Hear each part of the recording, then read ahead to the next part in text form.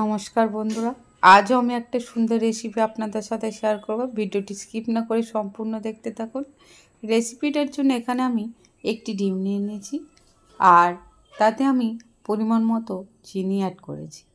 এবার এখানে আমি 2 চামচের মতো সাদা তেল অ্যাড করে দেব। তবে এখানে যে যেমন মিষ্টি খেতে ভালোবাসে সেই অনুযায়ী চিনি নেবে। এবার এখানে সামান্য একটু খাবার সোডা আমি অ্যাড করে দিই। চিনি আর ডিমটা খুব ভালো করে ফেটিয়ে নেব যাতে চিনিটা গলে যায়। এভাবে কিছুক্ষণ ফাটানোর পর খুব ভালো করে এটা ফেটে গেছে। এবার এখানে আমি অ্যাড করে দেব পরিমাণ মতো সুজি। সুজিটাও কম বেশি করে আপনারা নিতেই পারেন। সুজিটা একটু আমি খুব ভালো করে মেশানোর পর এবার কিছুক্ষণ সুজিটা মেশানোর পর আমি এটা রেখে দেব। রেখে দিলে এটা অনেকটা নরমও হয়ে যাবে আর অনেকটা টাইট হয়ে যাবে। এবার এখানে কিছু বাদাম আমি অ্যাড করে দিয়েছি। এখানে আমি চীনা বাদামটা নিয়েছি, এটা আধ ভাঙা করে নিয়েছি। আবারও খুব ভালো করে এটা মিশিয়ে আবারও কিছুক্ষণ রেখে দেব। কিছুক্ষণ পর এখানে আমি 1 থেকে 2 চামচের মতো ময়দা অ্যাড করে দেব।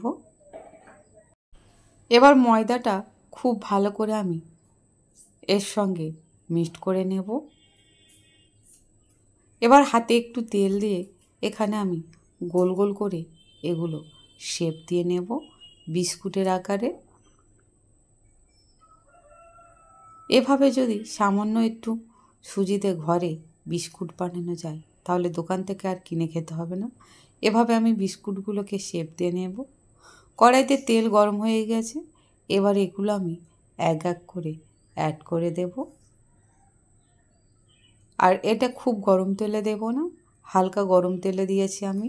আর আপনারা দেখতেই পাচ্ছেন কতটা হালকা গরম তেলে দিয়েছি।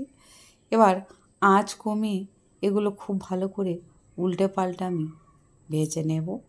আঁচ কমিয়ে রাখলে ভেতরটাও খুব ভালো করে হয়ে যাবে, নাহলে ভেতরটা কাঁচা থেকে যাবে।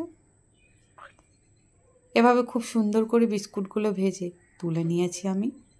আর এখানে একটি বিস্কুট ভেঙেছি আমি, আর ঠিক কতটা লোভনীয় হয়েছে দেখুন। একদম খাস্তা মচমচ করছে বিস্কুটগুলো, দোকানের মতো। আমার সুজি দিয়ে বিস্কুট রেসিপি রেডি। রেসিপিটি কেমন লাগলো তো অবশ্যই কমেন্ট করে আমাকে জানাবেন বন্ধুরা। ভালো লাগলে লাইক, কমেন্ট, শেয়ার, সাবস্ক্রাইব অবশ্যই করবেন। ভালো থাকবেন, সুস্থ থাকবেন। ধন্যবাদ।